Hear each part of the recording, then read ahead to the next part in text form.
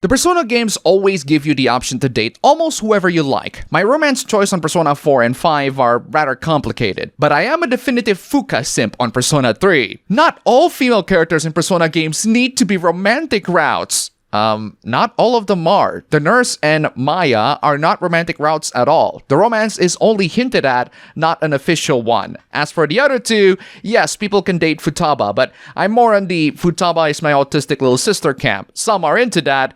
I'm not, but I'm not gonna stop those people. What about Kawakami? The one who initiated the romance is Ren, the protagonist, aka you. You have the choice not to initiate it and go for someone else. The OP recognized the two non-romance options and said that she would have replaced them with Takemi and Oya. They are both adults, and again, you're the one who initiates the romance with them. It's entirely on you who you want to romance. Also, they are fictional characters. It does not matter at all. Characters like Maya and Sayoko perform behaviors that are, to say the least, embarrassing towards the protagonist, who we remember being a teenager. Bro, Maya doesn't even know that she was interacting with a teenager on the other side of the game. Sayoko was flirting towards you, and that was weird and creepy, but pointing out that it's weird and creepy is like pointing out that the bucktooth teacher is creepy. Well, thank you, Captain Obvious, for this insightful critique. Oh no, the protagonist is a teenager. Amazing insight. What else are you gonna tell me? The protagonist is stuck on a quest to save the world, and that's no way to treat a teenager? Pointing out at something inappropriate and going, oh no, that's inappropriate,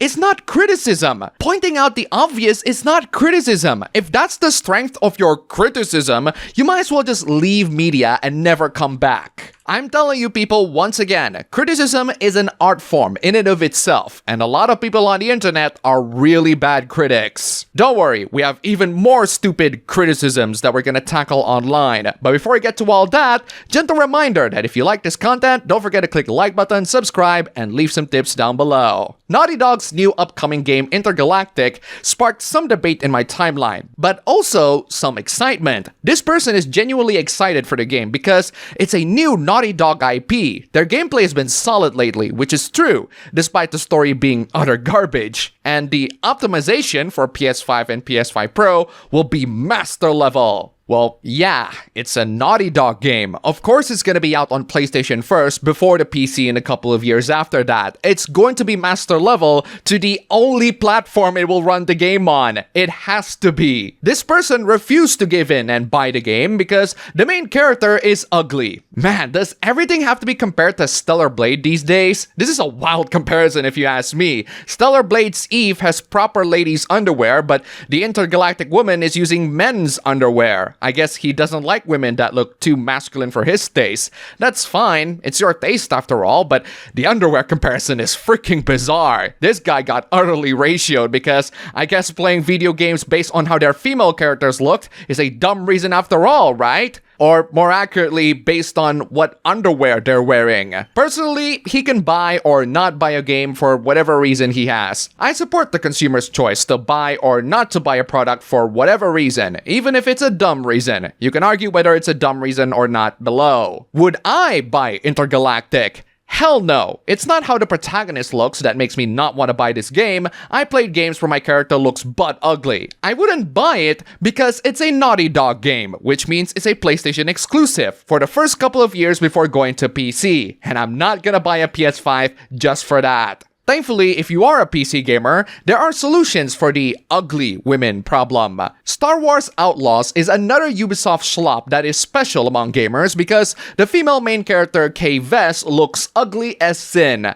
I personally think Ubisoft as a whole is ugly as sin. The game is apparently rather boring and tedious, which is typical for a Ubisoft slop these days. But with that said, I honestly don't think Kay Vess looks as bad as a lot of the ugly screenshots of her. But even if she looks like a quarter Japanese supermodel, I still won't touch this boring Ubisoft slop. Anyone else hate this trend of fixing how female characters look in gaming?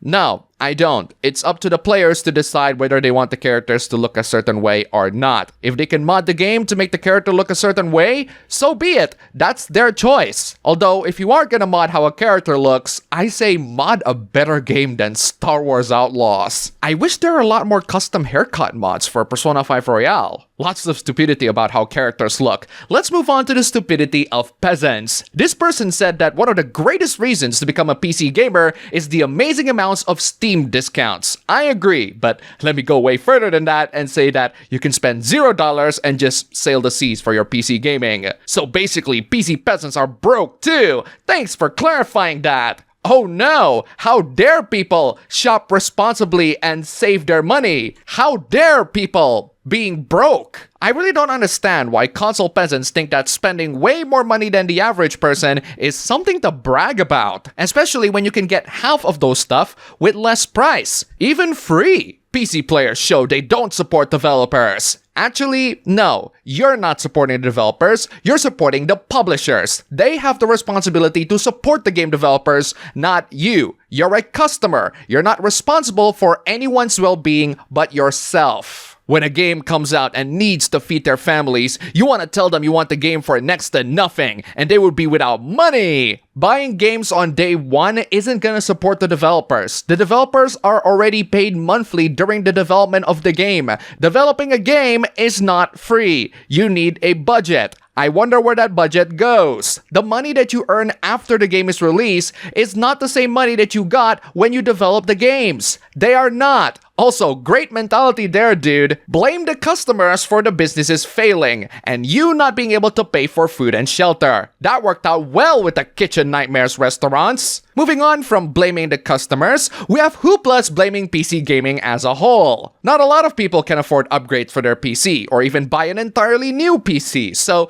if your old hardware can still run games, more power to you. But this doofus ran Black Myth Wukong on old hardware to compare it to the PS5 Pro. Yes, this doofus is comparing a PC with a 6-core 6-thread CPU with the PS5 Pro, a console that has an 8-core 16-thread CPU. Oh wait, the guy has an RTX 4070. That makes things so much better, right?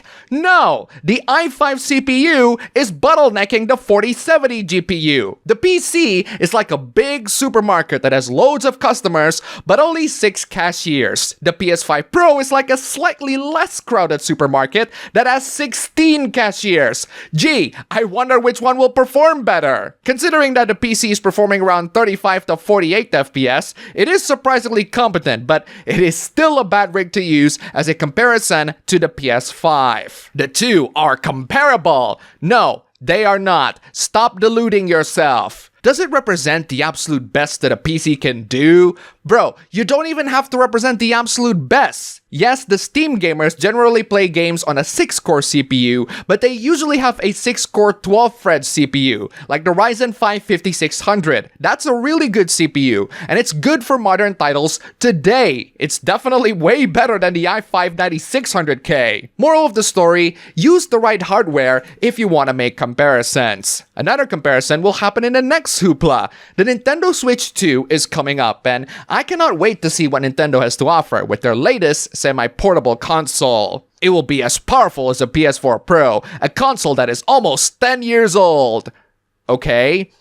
And that's a good thing. The Switch is a portable console. Achieving PS4 Pro level performance on a portable system is crazy. The Switch can play PS3 games like Bayonetta, Catherine, Lollipop Chainsaw, Persona 5. Yes, Persona 5 was a PS3 game too. And it's a portable console. It's not just the performance that evolves with hardware. It's also the efficiency. Something that could only be played with a big hardware 10 years ago can be played on a smaller hardware now. That's the evolution of technology. So if the Switch 2 can play PS4 level games, that's spectacular. That is amazing. What's not amazing about that? You can make a handheld without using 10-year-old components. They're not using 10-year-old components. They are using more recent components that are just as powerful, if not better, than the components from 10 years ago, but are way smaller, way more efficient, which means less power, less heat, and a smaller form factor, a more portable one. It will be 2025, not 2015. Good thing you bring up 2015. Look up the games that were released in 2015. You would be shocked at how well those games age to this day. The Switch can even play some of them. They're not amazing, but the Switch 2 hopefully will be a vast improvement. We'll have to see about that later. And no stick drifts, Nintendo. Moving on from that, here's a common misconception about one of the most talked about aspects of PC gaming. There are lots of PC gamers who are FPS snobs that cannot play games unless they are 60 FPS.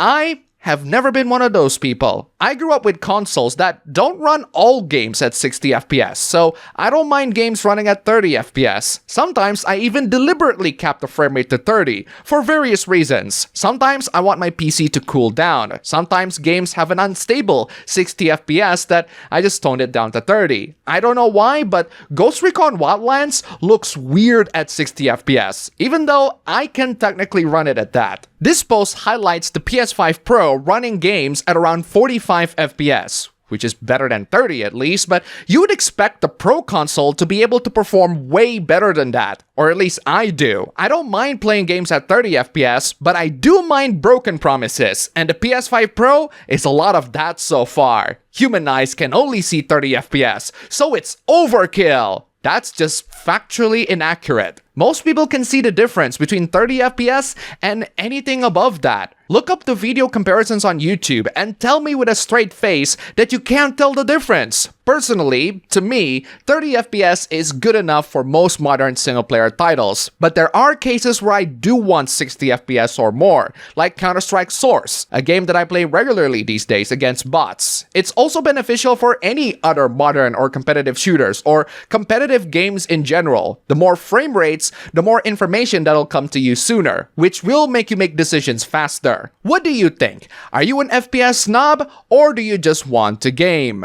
And finally, here's a topic slightly unrelated to gaming, but still worth discussing nonetheless. There's a famous YouTuber who was pursuing a PhD, but decided to quit to make a career on OnlyFans. Is that really the YouTuber in question? What happened to her face? Something about her seems off. It turns out that there is something off about her. She's using AI to make the character, and there are conflicting claims about her degree. Even if all of it is real, she made her choice. I can't exactly do anything much. These are the same women that are being objectified in games like Stellar Blade.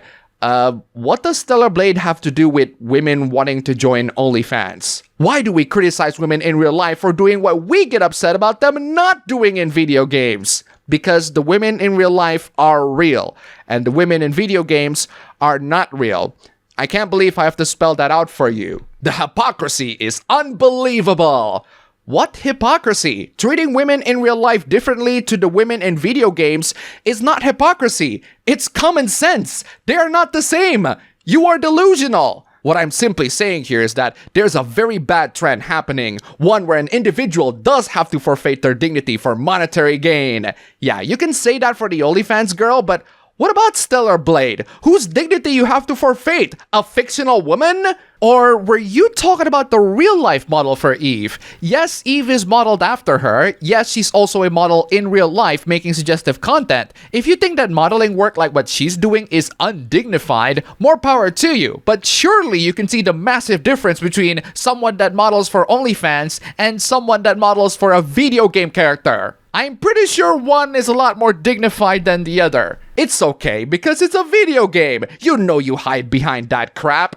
Yes, it's okay, because it's a video game. I'm comparing how the gamers perceive real life and imagery based on that real life. Bro, what the actual hell are you on about? What does one have to do with another? They are two totally separate things, and the fact that you're seeing them as the same thing is delusional. And that's all for the video today. Thank you all so much for watching. If you made it to the end, here's a cat. And also huge thanks to all these wonderful sponsors. You are all fantastic. If you want to see your name among these legends, then check out the links below, just $1. And you have supported this channel a lot. Seriously, thank you so much for watching. Don't forget to check out my ABB Show stream channel. Link below, go subscribe, and I'll see you all next time.